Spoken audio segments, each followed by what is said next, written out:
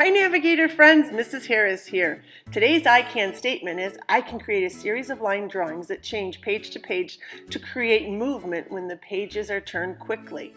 In 1833, the zoetrope was invented, and this was the earliest device that created the illusion of movement. The images on the inside were spun quickly and the viewer would look through the crack and notice it moving. Stop motion is another technique used to create movement. It's been around since 1898, and it involves creating movement within an inanimate object. The movie The Missing Link by United Artists is a great example of stop motion.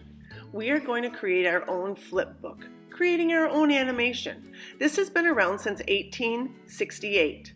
It's a book with a series of pictures that vary gradually from page to page, so that when the pages are turned rapidly, the picture appears to be animated. The easiest way to gradually change your image is to hold it up to a window, to use it as a light box if you're not in school. You can simply use a silhouette or a stick person.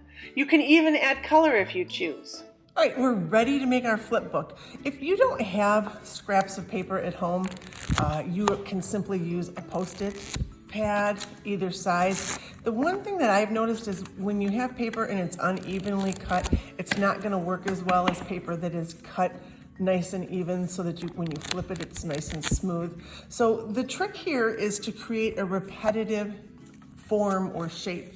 So if you were going to do, say, a bouncing ball, and you started up here, the ball is going to drop faster. So when I did draw my first one, I might have my circle here. I'm going to label these to help myself. Now my problem is going to come when I go to lay this on here. And the reason I'm using black marker is because I can see it a little bit better. But the ball is going to drop faster because gravity's pulling it down towards the earth in reality. So, but I'm going to take my paper and step it up just a little bit.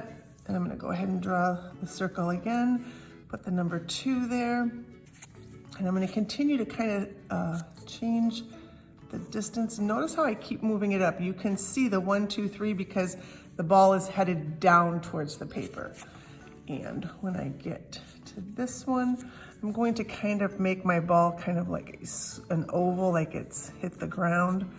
And now it's going to go start its journey back up, and it's not going to be as fast as the fall because it's fighting against gravity. And I keep numbering them just in case I drop them. And using the black marker, I can see the ball through the paper. My ball is not the perfect size, and I'm going to show, oh boy, look at that, I forgot to number those. 5,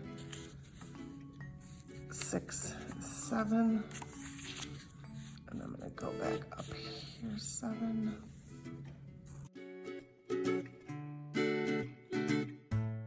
So the trick I'm going to show you, if you are drawing an elaborate shape, like let's just say you even do a stick person and you want to keep them the same throughout instead of letting them get too big or too tall, I'm going to show you a little trick. Let's go. We're going to go on a little field trip. We're outside the art room right now, and we're going to utilize the window to help us create this so we can see this.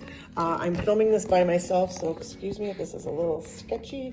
I'm kind of propping it up. So you can see when I put my piece of paper up against the window and I lay another piece on there that I get a better view of my image. And this is something you're going to want to do if your image is more detailed. And then you're going to just trace it.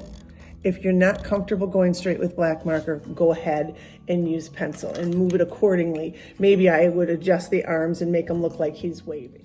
The window works as a nice light box to help us keep that image the same because again, you really can't see through it without that window acting as a light box.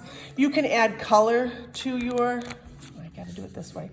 You can add color to your Flipbook too, or you can simply do a shape. This is just a fun activity. It's gonna take us about 2 or 3 class periods,